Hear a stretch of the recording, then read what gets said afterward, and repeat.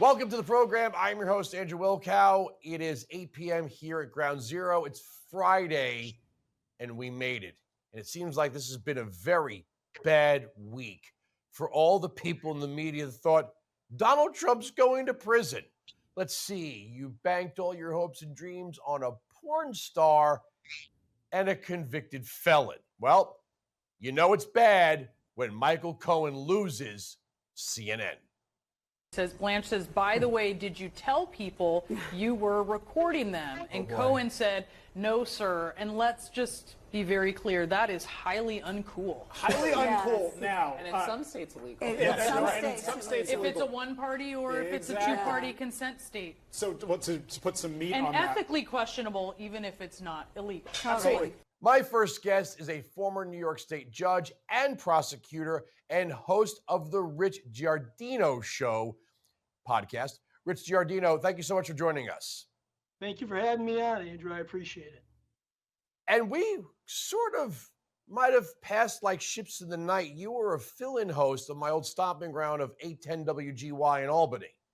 Exactly. The last 6 months, I was filling in WGY a couple times a month, and that's how my podcast kicked off as a result of being on the radio. I got picked up for a podcast. Awesome. All right. So Stormy Daniels' testimony went nowhere. There were former federal judges that said it wasn't even relevant because it had nothing to do with any of this bookkeeping. Now we find out, I mean, we knew, but CNN found out, the rest of the media found that Michael Cohen's not exactly a trustworthy source of anything. Yeah, it's interesting. So what happens is when the jury, if the jury even gets the case, because a credible judge and a courageous judge would stand up and dismiss it on what we call a trial order dismissal.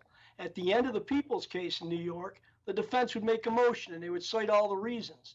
But New York law, as you know, is very defense oriented, and it requires a judge to look at the case in the light most favorable to the district attorney. And in the light most favorable to the district attorney, they don't have to prove every element, they have to come close. So you might not get a trial order dismissal, but the worst thing is that Cohen, when the jury's told by the judge, you can judge his credibility. They're going to look at bias, he can tell them. They're going to look at his motive. They're going to look he's making money. They're going to look at the fact that he's made all these statements and he has an axe to grind. And they're going to look at all those elements and they're going to use them in assessing his credibility. Same thing with Stormy Daniels. My take on it is that they're either going to have a hung jury, or if he is convicted because it's a liberal city and with Trump haters, that you're going to have an appeal that Trump is going to win, because any court has to look at everything from the improprieties of the judge and his daughter to the appearance. It's not only the appearance of impropriety you have in New York. So in answer to your question, those two witnesses, not relevant and very tainted.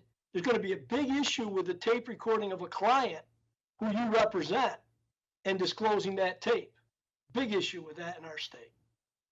All right, so let me ask, under New York law, a misdemeanor has to be tried within 2 years. So we're long out of that. When does Alvin Bragg have to tell us what felony he's attaching this to? And what is Juan Bush? I mean, like, for all the that seems like Judge 101. When does Alvin Bragg have to show his other card? Well, first of all, that's going to be a huge basis for the appeal, because first of all, a defendant has to be aware of what charges, what are the accusations under the 4th, 5th, and 6th Amendment. And whether it's Trump or anyone else, they're not. But what's really frustrating for somebody like me, who's an attorney by training and licensed, and have been a former district attorney, a former judge, and currently a sheriff, the defense bar has not stood up and said this is a farce. Where's the courageous defense attorneys? Take Trump out of it. I don't care if you like or hate Trump. Look at it and say, is this a fair trial? Going at making a misdemeanor into felonies and then not telling the defendant. Not only did they not tell him what you did wrong, they also have not told him some of the witnesses ahead of time and not disclosed things. You have a fundamental right to prepare for trial. If you don't know who the witnesses are, how can you prepare? I just don't understand. Is it because there's going to be no downside in New York for Bragg or Mershon? look, you could despise Trump. You could think he's the devil for all I care. This is like just a complete shredding of the rule of law in this city and in this state and under our Constitution. But the voters aren't going to hold Bragg accountable. The governor's not going to remove or attempt to remove anyone. No one's going to be impeached as it would. So what do they got to lose? I got 2 minutes. Okay. Even if he gets acquitted or a hung jury, they're not going to retry him. But more importantly, like you said, they've accomplished their goal. They've tied him up for 6 weeks.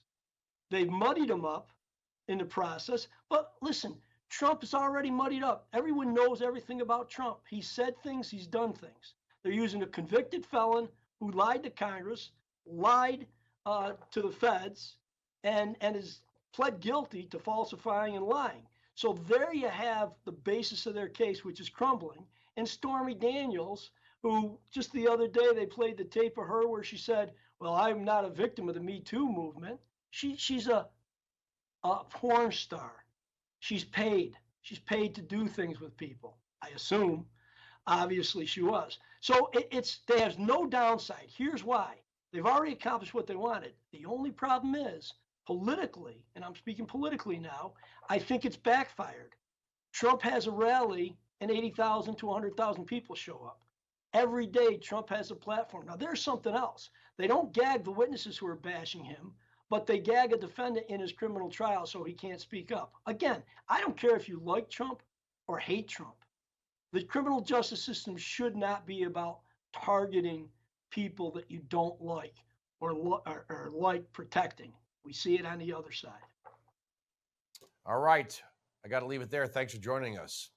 Thank you very much for having me. I look forward to talking to you again.